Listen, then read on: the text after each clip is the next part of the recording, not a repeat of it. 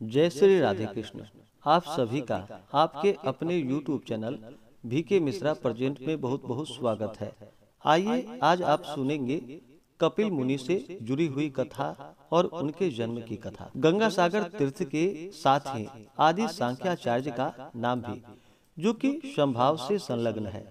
भागवत के मतानुसार सांख्य शास्त्र के प्रवक्ता कपिल देव स्वयं ईश्वर नारायण के अन्यतम अवतार थे। कदर्म प्रजापति के औरस एवं मनु कन्या देवहूति के गर्भ से इनका जन्म हुआ था।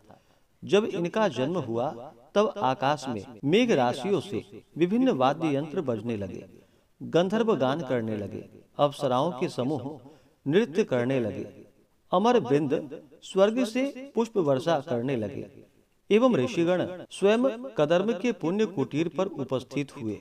स्वयं ब्रह्मा ने अपने श्रीमुख से कहा था, सांख्य ज्ञान का उपदेश देने के लिए परब्रह्म ने स्वयं भगवान के सत्व अंश में जन्म लिया है। जननी देवहूति को उन्होंने उत्कृष्ट भक्ति लक्षण एवं सांख्य योग का उपदेश किया था। गीता में भगवान श्री कृष्ण ने कपिल को सिद्ध गणों के बीच प्रधान कहा है और उनको भागवत सत्ता को प्रतिपादित किया है। उपनिषद में कपिल का नाम मिलता है। कपिल एवं उनके द्वारा उपदिष्ट सांख्य दर्शन की प्राचीनता के विषय में कोई संदेह नहीं है। सांख्यवादी का मत है कि भगवान कपिल ही विश्व के आदि विद्वान और उपदेष्टा थे। सत्व ज्ञान को लेकर ही वे आविर्भूत हुए थे। वे स्वयंभू ज्ञानी थे। उनका कोई गुरु अथवा उपदेशक नहीं था। सुतराम सांख्य योग ही विश्व का आदि उपदेश है एवं प्राचीनता में भी सर्ववरिष्ठ है। प्राचीन सांख्यवादियों के मध्य आसुरी पंचशीख आदि के नाम प्रसिद्ध हैं।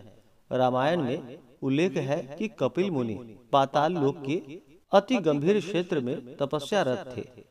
वास्तविक दृष्टि से पाताल द्वारा बंग देश के दक्षिण समुद्र कुल्पोवर्ती निम्न भूमि से तात्पर्य है कि नहीं, यह विचारणीय है। जो कुछ भी हो, वाल्मीकि रामायण से सिद्ध होता है कि गंगा सागर सैकत ही उस सुप्राचीन काल में महर्षि कपिल का आश्रम था। रामायण में भी कहा गया है वे वासुदेव के अवतार थे।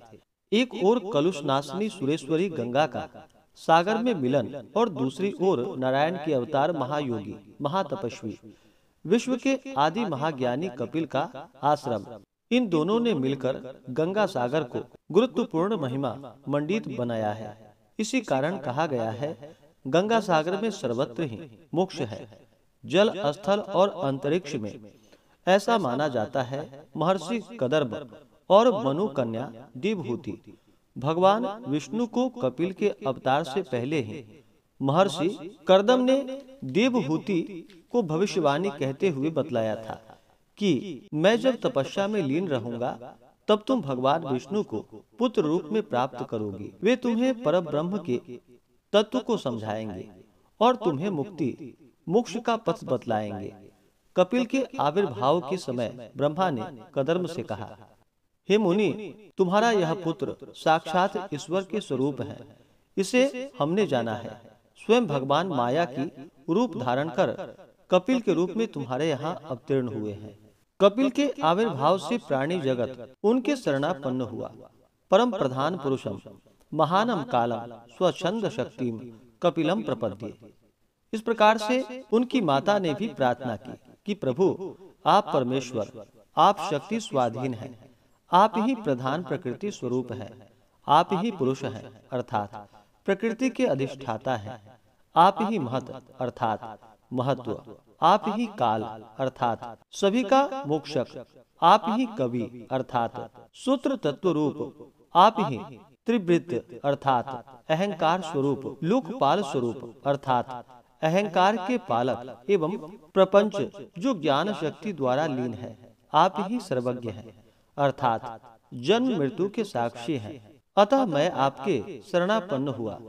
इसके बाद महामुनि कपिल अपने माँ की स्तुति व प्रार्थना पर उन्हें उपदेश प्रदान किया, जो सांख्य दर्शन के रूप में जगत विख्यात है। संसार की सृष्टि व जीवात्मा का गूढ़ रहस्य का तत्व उस दर्शन में दिया है। महर्षि कपिल ने अपनी माँ को अहम भाव, अहंकार त्याग करने की दीक्षा दी तथा भक्ति मार्ग की अनुशासन करते हुए भगवान प्राप्ति का मंत्र प्रदान किया। भक्ति से शरीर एवं ज्ञान से मन की शुद्धि होती है। इसके बाद आत्मज्ञान का लाभ होता है। आत्मज्ञान प्राप्त कर मनुष्य अपने लक्ष्य तक पहुंच जाता है। दिव्यहूति भगवान विष्णु को पुत्र का रूप में पाकर धन्य हुई और पुत्र के उपदेशानुसार पूजा, जप, तप में ध्यान लगाई।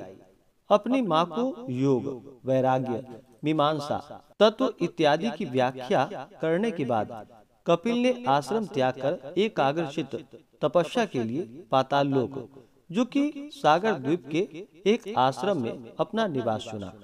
आज के लिए बस इतना ही। आप आगे की कथा में, जो कि कपिल का सांख्य दर्शन के बारे में कथा को श्रवण करेंगे, तो आशा करता हूँ कि यह जानकारी आपको अच्छा लगा हो। इसी प्रकार से कथा को सुनने के लिए, व्रत पूजा के बारे में जानने के लिए चैनल पे अगर आप पहली बार आए हैं तो चैनल को लाल बटन दबा करके सब्सक्राइब करें, साथ में बेल आइकन घंटी को दबाएं ताकि आने वाली वीडियो का नोटिफिकेशन आपको समय से मिलता रहे। वीडियो को लाइक करें, शेयर करें। सुखी रहें और स्वस्थ रहें। जय श्री राधे कृष्ण। धन्यवाद।